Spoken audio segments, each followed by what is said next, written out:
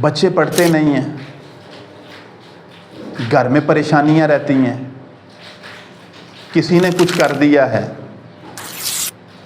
سمجھ نہیں آ رہی میں اپنے معاملات کو کس طرح ہینڈل کروں، زندگی سکون کے ساتھ گزارنا چاہتا ہوں، اچھا کماتا ہوں، اچھا کھاتا ہوں، اچھا کھلاتا ہوں، فیملی کو بھی ٹائم دیتا ہوں، سارا کچھ کرنے کے باوجود زندگی ویسی نہیں گزر رہی جیسی میں گزارنا چاہتا ہوں۔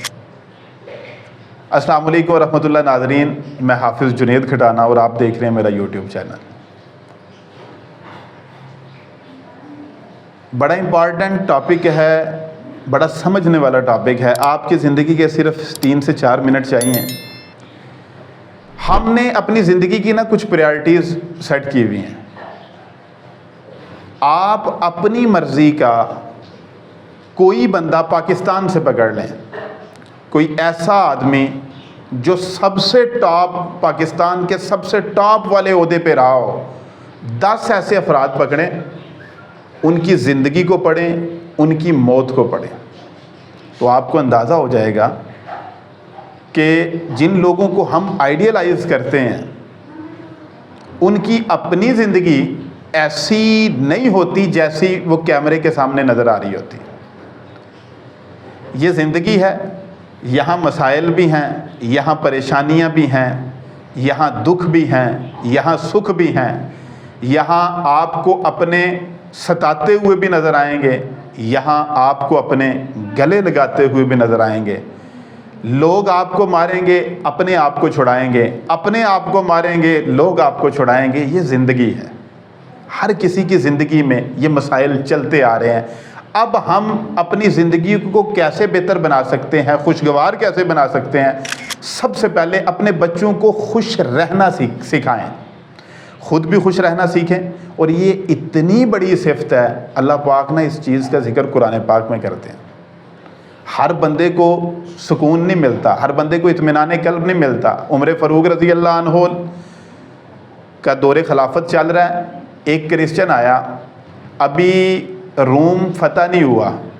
رومن امپائر، آپ جان سکتے ہیں کہ رومن امپائر اور پرشین امپائر دنیا کی 2 بڑی قوتیں تھیں۔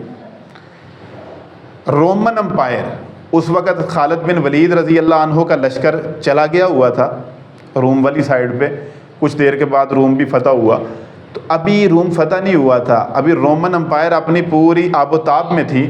تو ایک کرسچن ملنے کے لیے آیا، تو مدینے میں آ کے ایک صحابی رسول ان سے گزارش کی کہ میں روم سے آیا ہوں، آپ کے بادشاہ سے ملنا چاہتا ہوں۔ فرمایا ہمارے ہاں تو بادشاہ کوئی نہیں ہے۔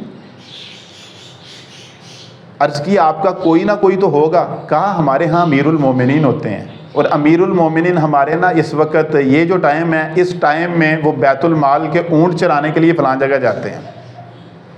وہ بندہ جب گیا تو کھجور کا درخت تھا، اور کھجور کا درخت آپ کو پتہ ہے کتنا اونچا ہوتا ہے، اس کی چھاؤں بھی نہیں ہے، اور پھر عرب کی گرمی ہے۔ پچھلے دنوں میں چکر لگا کے آیا ہوں، وہاں کی گرمی میں اور پاکستان کی گرمی میں زمین آسمان کا فرق ہے۔ وہاں پہ گرمی کی بڑی شدت ہے۔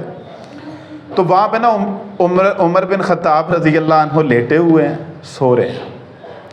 اس نے آ کے دیکھا تو اس کے بے ساختہ اس کے منہ سے نکلا کہ واہ کیا بات ہے، ہمارے حکمرانوں نے رعایا کے ساتھ ظلم و ستم کیا، تو ان کو تو نرم و نازک گدوں پہ بھی نیند نہیں آتی، تجھے تو اس کڑی دھوپ میں نیند آ گئی۔ تو ناظرین، یہ جو اطمینان ہے، یہ جو خوش رہنا ہے، یہ اللہ کی طرف سے ہے۔ ہر کسی کو یہ سعادت حاصل نہیں ہوتی۔ نمبر 2، خوش رکھنا سیکھیں، خوش رہنا سیکھیں، خوش رکھنا سیکھیں۔ اللہ کے نبی صلی اللہ علیہ وسلم نے فرمایا خیر الناس من ینفع الناس، بہترین لوگ وہ ہیں جو مخلوق خدا کے لیے، لوگوں کے لیے فائدہ مند ہیں۔ یہ دوسرا بڑا پوائنٹ تھا۔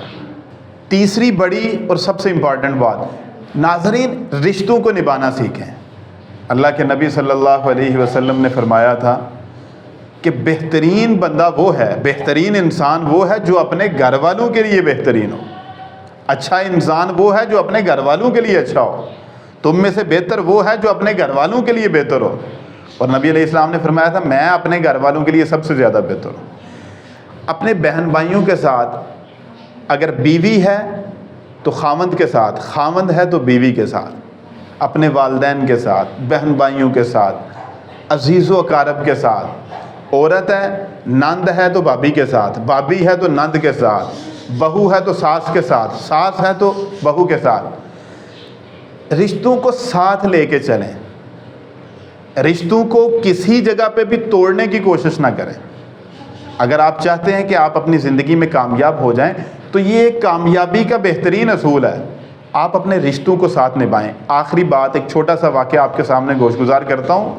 فیصل آباد کے ایک بہت بڑے رئیس ہیں، بڑے سخت بیمار ہو گئے، کینسر میں مبتلا ہو گئے، تو بابا جی عرفان الحق صاحب ہیں جیلم سے، ان کے پاس گئے، بابا جی دعا فرمائیں، کوئی دم کریں۔ بابا جی نے رپورٹس میری یہ کہہ رہی ہیں، بابا جی نے فرمایا رپورٹ سائڈ پہ رکھیں، آپ مجھے بتائیں کہاں سے ہیں؟ جی میں لاہور سے ہوں۔ نہیں، بنیادی طور پہ بیسیکلی کہاں سے ہیں؟ جی فیصل آباد سے ہوں۔ نہیں، فیصل آباد آگے کس جگہ سے؟ جی فلاں گاؤں سے ہوں۔ جی اچھا، تو گاؤں گئے ہوئے، آپ کی رشتہ داری کدھر ہے؟ جی گاؤں میں ہی ہے، ساری موسٹلی رشتہ داری گاؤں میں۔ تو کتنی دیر ہوئی ہے آپ کو گاؤں گئے ہوئے؟ جی پچھلے کو 15-20 سال سے میں گاؤں نہیں جا سکا۔ بابا جی نے کہا جی یہ رپورٹ سائڈ پہ رکھیں، آپ ایسے کریں کہ آپ گاؤں جائیں، اپنے رشتہ داروں سے ملیں، جو آپ کے کلوز ریلیٹیوز ہیں نا ان سے ملیں، ان کے مسائل حل کریں، اب دیکھیں جو گاؤں میں رہنے والے لوگ ہیں ان کی ضروریات بھی شہر کے رہنے والے لوگوں کی نسبت بہت کم ہے۔ وہاں گئے، گاؤں پہنچے، کسی کے کچن پہ لنٹر ڈلوا دیا، کسی کے پاس وہ بیل نہیں ہے بیل لے کے دے دیے، کسی کے ساتھ کسی کے گھر پانی کا مسئلہ ہے تو وہ بور کروا دیا، کسی کے گھر میں نلکا لگوا دیا۔ تو 1 ماہ وہاں سٹے کیا، 1 ماہ کے بعد واپس آئے، بابا جی سے ملے، پوچھا کیسی طبیعت ہے؟ کہا جی کافی بہتر فیل کر رہا ہوں۔ کہا جا کے اپنے ٹیسٹ کرواؤ، اور جب وہ ٹیسٹ کروا کے واپس پہنچے، یقین جان لیں کہ آپ شاید اس بات پہ یقین نہ کریں کہ اس بندے کی شخصیت کے اندر، اس بندے کی ذات کے اندر کینسر 1% بھی موجود نہیں تھا، کوئی اسپیشل میڈیسن نہیں لی۔ ناظرین، اپنے رشتوں کو جب آپ نبھاتے ہیں نا تو خالق کائنات پھر آپ پہ نا عرش بری سے رحمت نازل فرماتا ہے۔ تو بڑا پیارا شعر مجھے یاد آ گیا، کرو مہربانی تم اہل زمین پر، خدا مہرباں ہوگا عرش بری پر۔ بہت شکریہ آپ کی دعاؤں کا طالب حافظ جنید کھٹانہ۔ ملتے ہیں انشاءاللہ نیکسٹ ویڈیو میں۔ فی امان اللہ والسلام۔